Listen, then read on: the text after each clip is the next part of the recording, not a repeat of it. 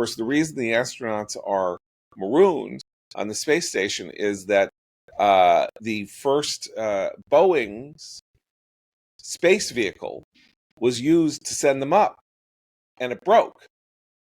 Boeing's Starliner broke. And Sean Duffy this weekend said, Boeing stinks, and the federal government is going to basically intervene, since Boeing is basically pretty much all we have left in the world of commercial flight.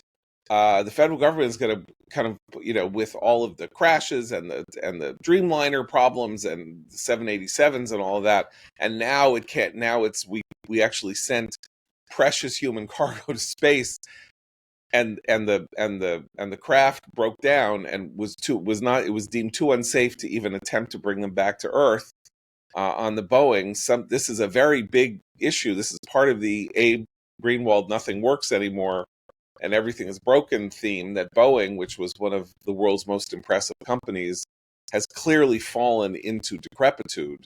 I don't know how else you can look at it, with large-scale consequences for one of our major industries. So that is a good thing. Anyway, this is just 3 days. 3 days in America, ladies and gentlemen.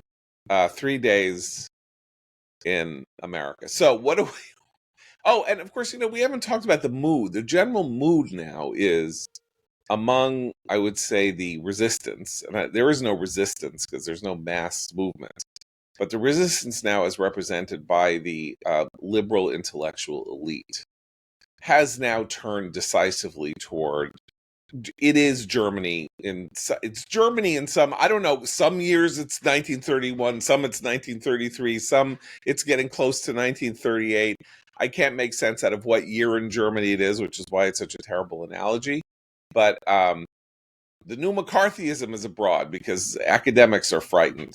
Can I say something about that, though? Yes. I think Trump seems to want them to go down that road. He does things that project illegitimacy, even when they're legitimate, and I think it's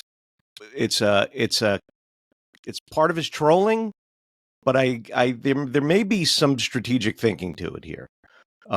It's kind of Steve Bannon-esque, really. Well, to make the other side go so crazy. You have the liberal intelligentsia defending USAID, Mahmoud Khalil, members of Tren de Aragua, and now targeting Chuck Schumer as some type of Republican simp. I mean, the administration's moves, whether they're strategic or not, has put the Democrats and the left in a ideological tailspin.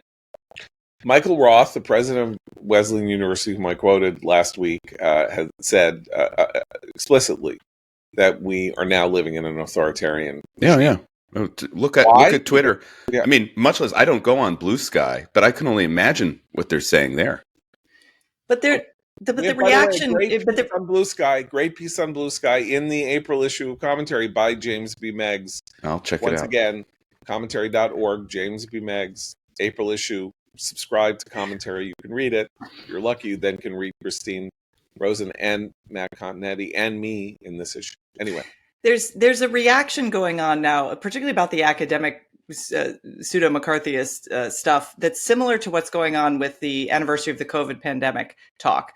And that's that there'll be this small nod to excess. Like in the New York Times, we hear, well, maybe we shouldn't have shut down schools, but here's all the other things that happened. And I see this, there was a lengthy essay in the opinion section of the New York Times this weekend, going deep into how scared everybody is on campuses and isn't this terrible? And people won't even speak to me, Megan O'Rourke, writing this piece because they're so fearful. And there is, I think, 3 lines in this lengthy piece that say, well, yes, I mean, there was some excess on the part of people on the left for policing speech and whatnot. However, this is something else entirely. And that doesn't fly any longer because again, the need for reckoning on some of these campuses is long overdue. And that's where I tend to have some sympathy with the trolling aspect of much of what's going on with the Trump administration, because these campuses, their own administrators, their own professors were happy to ignore the abuse of Jewish students, driving out opinions that differed from their own, harassing professors who didn't happen to share their progressive views for decades.